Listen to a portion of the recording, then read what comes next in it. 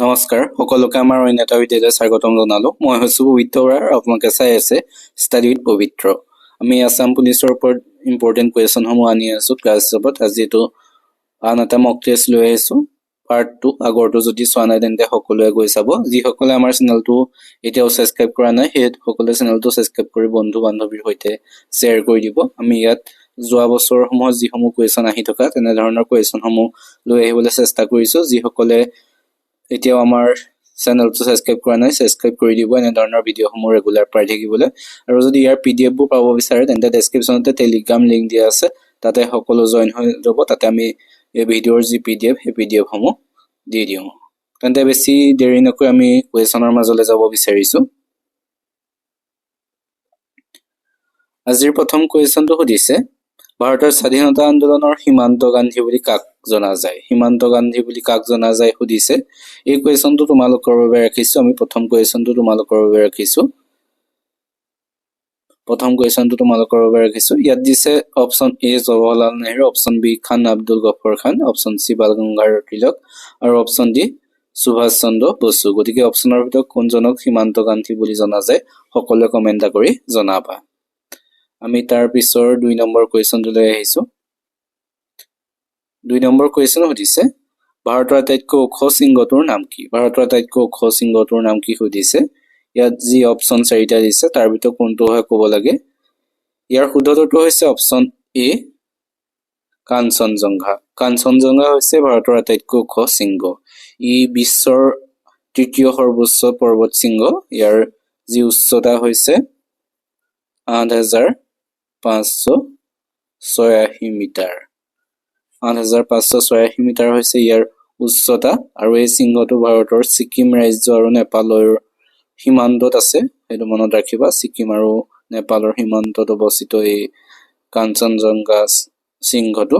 আৰু কাৰাকোৰাম পৰ্বতমালা অৱস্থিত K2 বা যি মাউণ্ট গ্ৰটইন অষ্টিন হ'ল ভাৰতৰ আটাইতকৈ ওখ শৃংগ, কিন্তু সম্পূৰ্ণৰূপে ভাৰতীয় যি ভূখণ্ডত অৱস্থিত বুলি ক'লে এই কাঞ্চনজংঘাই হ'ব উচ্চতম শৃংগ, এইটো মনত ৰাখিবা। আমি তাৰ পিছৰ 3 নম্বৰ কুৱেশ্যনটোলৈ যাব বিচাৰিছোঁ। 3 নম্বৰ কুৱেশ্যন সুধিছে, নৰকাসুৰে কোনটো ৰাজবংশৰ প্ৰতিষ্ঠা কৰিছিল?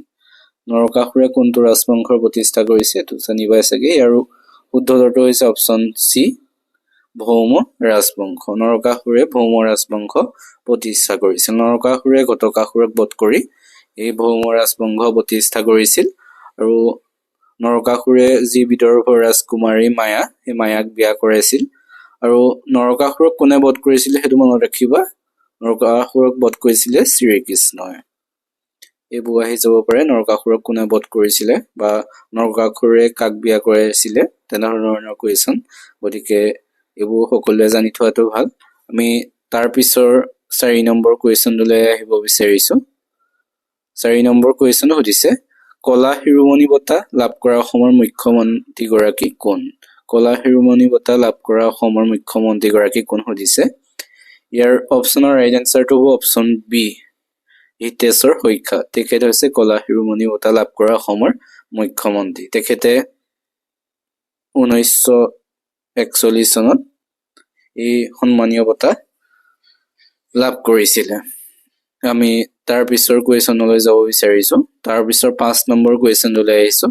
5টো সুধিছে, কাৰ্গিল যুদ্ধৰ সময়ত ভাৰতৰ প্ৰধানমন্ত্ৰী কোন আছিলে? যি কাৰ্গিল যুদ্ধ হৈছিলে এই কাৰ্গিল যুদ্ধৰ সময়ত ভাৰতৰ প্ৰধানমন্ত্ৰী কোন আছিলে? কাৰ্গিল যুদ্ধ হৈছিলে 1999 চনত। সেই সময়ত ভাৰতৰ প্ৰধানমন্ত্ৰী আছিলে অপশ্যন A অটল বিহাৰী বাজপেয়ী। তেখেত আছিলে কাৰ্গিল যুদ্ধৰ সময়ত ভাৰতৰ প্ৰধানমন্ত্ৰী। আৰু তেওঁৰ নেতৃত্বতে ভাৰতীয় সেনাই অপাৰেশ্যন বিজয় পৰিচালনা কৰি পাকিস্তানী যি অনুপ্ৰৱেশকাৰী পৰাস্ত কৰিছিলে, সেইটো মনত ৰাখিবা সকলোৱে। আমি তাৰ পিছৰ কুৱেশ্যনটোলৈ যাব বিচাৰিছোঁ। তাৰ পিছৰ 6 নম্বৰ কুৱেশ্যনটো সুধিছে, সাহিত্য একাডেমী পুৰস্কাৰপ্ৰাপ্ত প্ৰথম অসমীয়া উপন্যাসখনৰ নাম কি? সাহিত্য একাডেমী পুৰস্কাৰপ্ৰাপ্ত প্ৰথম অসমীয়া উপন্যাসখনৰ কথা সুধিছে কি? ইয়াত দিছে ইয়াৰুইংগম বনফুল লাহৰী সুৰভি। গতিকে অপশ্যনৰ কোনটো শুদ্ধ হয় সকলোৱে কমেণ্ট কৰিব লাগে। ইয়াৰ ৰাইট এনচাৰটো হৈছে অপশ্যন A ইয়াৰিংগম হৈছে সাহিত্য একাডেমী পুৰস্কাৰ প্ৰাপ্ত প্ৰথম অসমীয়া উপন্যাস। এইখন কোনে লিখিছিলে? বীৰেন্দ্ৰ কুমাৰ ভট্টাচাৰ্যই লিখিছিলে। আৰু এই উপন্যাসখনে কিমান চনত? 1961 চনত এই সন্মানীয় বঁটা লাভ কৰিবলৈ সক্ষম হৈছিলে। আৰু 1955 চনত যি যতীন্দ্ৰনাথ দুৱৰাদেৱৰ বনফুল, এই বনফুলখনেও কাব্য গ্ৰন্থখনেও সাহিত্য একাডেমী বঁটা লাভ কৰিবলৈ সক্ষম হৈছিলে। আমি তাৰ পিছৰ 7 নম্বৰ কুৱেশ্যনটোলৈ আহিছো। 7 নম্বৰ কুৱেশ্যন সুধিছে, গঙা চিলনীৰ পাখি গ্ৰন্থখন কাৰ ৰচনা? গঙা চিলনীৰ পাখি গ্ৰন্থখন কাৰ ৰচনা সুধিছে। ইয়াৰ অপশ্যনৰ ৰাইট এনচাৰটো হৈছে অপশ্যন চি, লক্ষ্মীনন্দন বৰা। লক্ষ্মীনন্দন বৰাই লিখিছিলে এখন গঙা চিলনীৰ পাখি।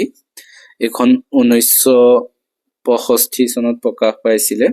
আৰু নগাঁও জিলাৰ যি সোণাই নৈৰ পাৰৰ যি গাঁৱলীয়া জীৱনৰ ওপৰত ভিত্তি কৰি এই উপন্যাসখন ৰচনা কৰিছিল লক্ষ্মীনন্দন বৰাদেৱে। আমি তাৰ পিছৰ 8 নম্বৰ কুৱেশ্যনলৈ আহিছো। 8 নম্বৰ কুৱেশ্যন সুধিছে, অসমীয়া সাহিত্যত অগ্নি কবি বুলি কাক জনা যায়? অগ্নি কবি বুলি অসমীয়া সাহিত্যক কাক জনা যায়? ইয়াৰ অপশ্যনৰ ৰাইট এনচাৰটো হৈছে অপশ্যন ডি, কমলাকান্ত ভট্টাচাৰ্য। কমলাকান্ত ভট্টাচাৰ্যক অসমীয়া সাহিত্যত অগ্নি কবি বুলি জনা যায়। আৰু তেখেতে আছিলে 19বিংশ শতিকাৰ শেষৰ ফালৰ আৰু যি বিংশ শতিকাৰ প্ৰথম ভাগৰ এগৰাকী প্ৰখ্যাত জাতীয়তাবাদী কবি, প্ৰবন্ধকাৰ আৰু সংবাদকৰ্মী আছিলে। আমি তাৰ পিছৰ 9 নম্বৰ কুৱেশ্যনলৈ আহিছো।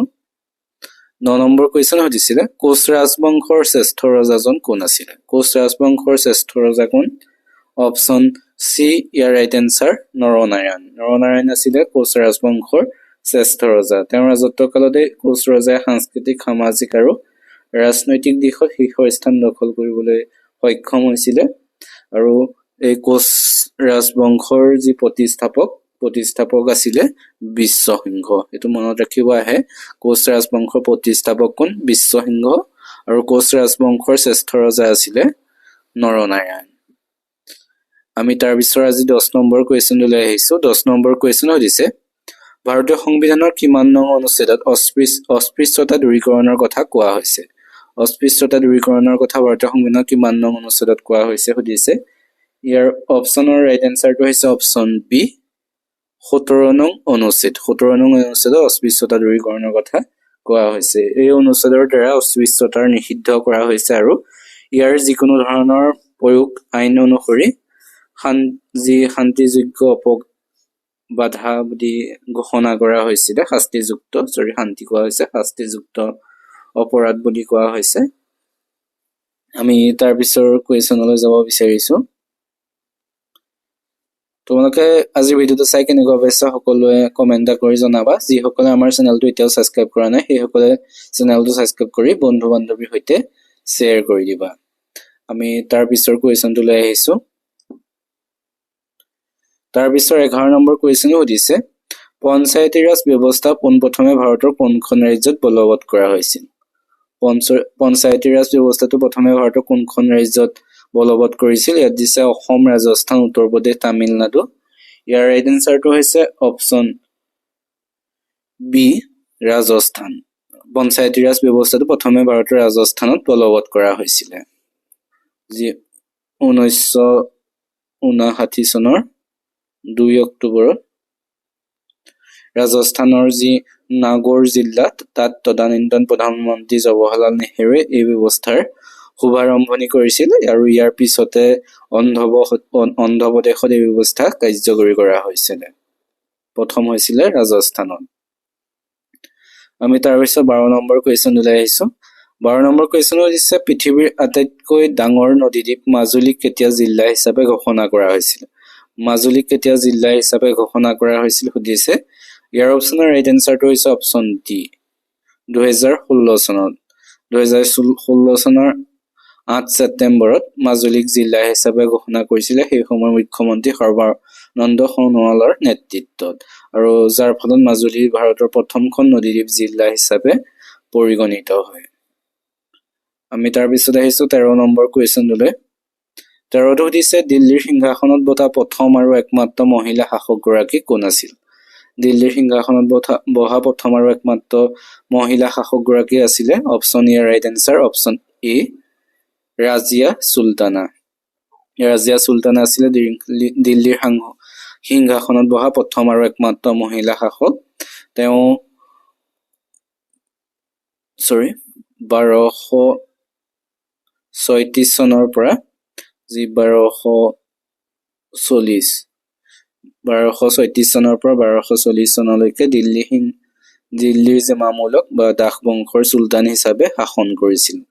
আৰু তেওঁ নিজৰ নামতে মুদ্ৰা মুদ্ৰণ কৰিছিল, সেইটো মনত ৰাখিবা। যি ৰাজিয়া চুলতানা তেখেতে নিজৰ নামতে মুদ্ৰা মুদ্ৰণ কৰিছিল আৰু 1940 চনত তেওঁক হত্যা কৰা হৈছিলে। আমি তাৰ পিছৰ 14 নম্বৰ কুৱেশ্যনটোলৈ আহিছো।